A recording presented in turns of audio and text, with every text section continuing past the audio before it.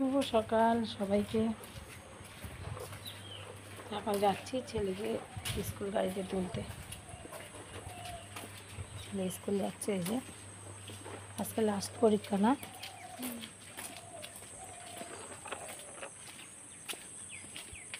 জানি না গাড়ি এসছে নাকি। গাড়িতে আসে 5:40। দেখি গাড়ি এসছে নাকি। এই যে ছেলের স্কুল গাড়ি চলে এসছে। আর এখন অত বাচ্চা কাচ্চা যায় না, কারণ এখন মানে আলাদা আলাদা টাইমে সবার পরীক্ষা।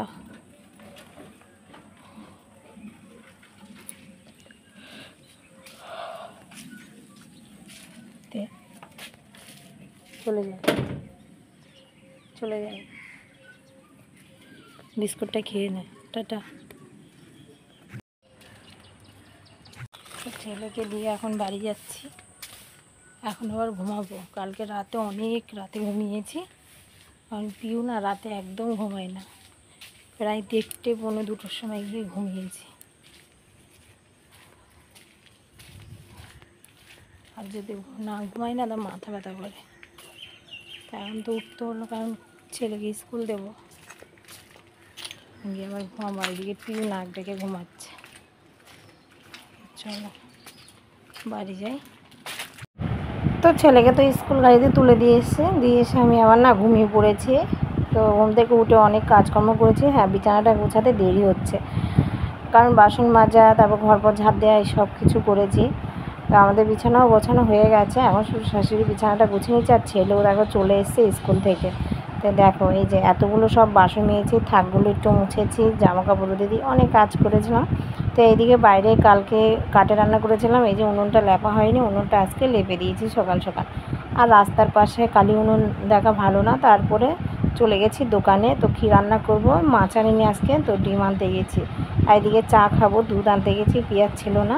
তো এদিকে চা করে নিয়েছি। এদিকে আছে নিমকি, এদিকে আছে বিস্কিট, এখানে আছে রুটি। তো দেখি কি দিয়ে কি খাবো। তুমি কি খাচ্ছ? নিমকি খাচ্ছ? দেখি নিমকি খাবো নাকি রুটি খাবো। তাই রুটি তো খাবো, বিস্কিটটা পিউকে দেবো। আর এদিকে পিউর জন্য দুধ হরলিক্স, সুদীপ খাচ্ছে রুটি চিনি দিয়ে। তো পিউকে দেবো। বিস্কিটও খেতে চায় না। তো চলো খেয়ে নিই নিমকি, আর রুটিটা আমি খাবো। তুমি খাবে নিমকি? ভালো নিমকি খাবি? হ্যাঁ।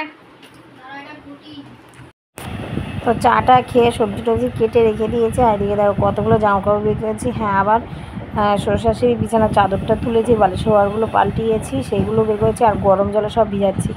আর তোমাদের দাদা ভাইয়ের না অনেক জামা কাপড়, দেখো ওরই প্রায় 4-5টা জামা রয়েছে। তো ভাবলাম গরম জলেই দিই। আর যেহেতু এয়ারপোর্টে কাজ করে ঠিক আছে, কিন্তু হোটেলে কাজ করে, আর একটু তেল কাজটা হয়ে যায়, তো তুলতে খুবই বিরক্ত লাগে। তো সেই জন্য হালকা ভাবলাম যে গরম জলে দিয়ে দিই। এদিকে বৃষ্টি পড়ছে, তো জানি না কীভাবে কী শুকাবো। কাম্পেট দিয়ে দিলে না অত গন্ধ হয় না। তো আগে জামা কাপড়গুলো হালকাভাবে দিয়ে দিচ্ছে। তারপর বেড কভারটা এত নোংরা হয়েছে, অনেক দিন পরেই কাচ্ছি, তো সেই জন্য। আর আমাদের বিছানাতে সবাই সবসময় থাকি আমরা, সেই জন্য কিছুদিন পর পরই পাল্টায়, মানে সপ্তাহে 2-3 বার। আর শাশুড়িদের বিছানাটা সপ্তাহে 1বার পাল্টায়। আর ওনারা তেল মাখে, তো খুবই নোংরা হয়ে যায় না। এই যে বালিশের ওয়ারগুলো এবার ভিজিয়ে নিচ্ছে। আর পাশে দেখো মেশিনের ওপরে অনেকগুলো জামা কাপড় আছে।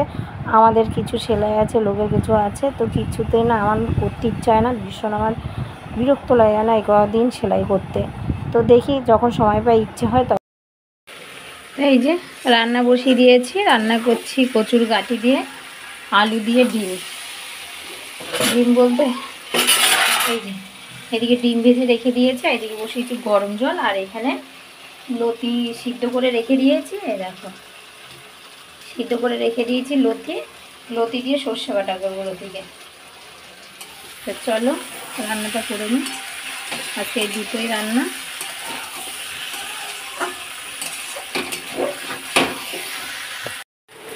তো রান্নাবান্না তো সব শেষ।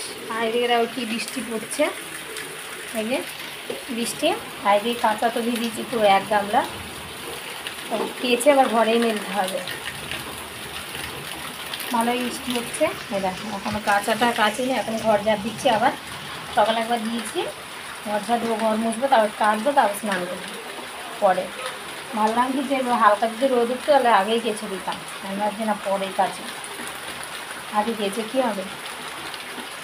আর দিকে শ্বশুর ভাত নিয়ে যাবে, এই বৃষ্টি মাথায় কী করে নেবে কী জানি। চলো ঘরটার ঝাঁপ দিয়ে আসি।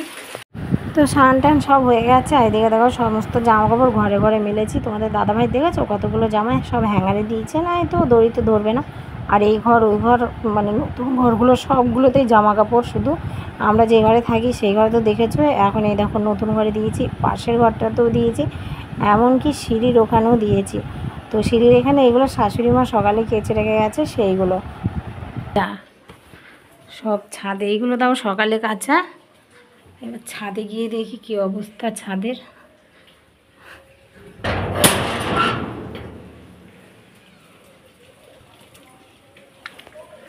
তুলসী গাছের আগাগুলো না আমি কেটে দিয়েছি, কেটে দেখো কত সুন্দর ঝাঁক হচ্ছে গাছ।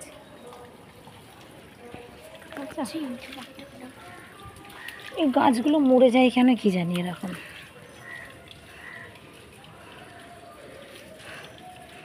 কত সুন্দর হয়েছে না। এখানে দুটো তুলসী গাছ আছে, দেখো আগাগুলো সব কেটে দিয়েছি, কত সুন্দর ঝাঁক হয়েছে।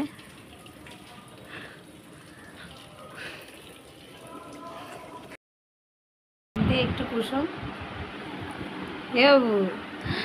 দে না একটু দে, আমাকে একটু দে, দে একটু আমাকে। প্রসাদ দিয়েছে দেখো।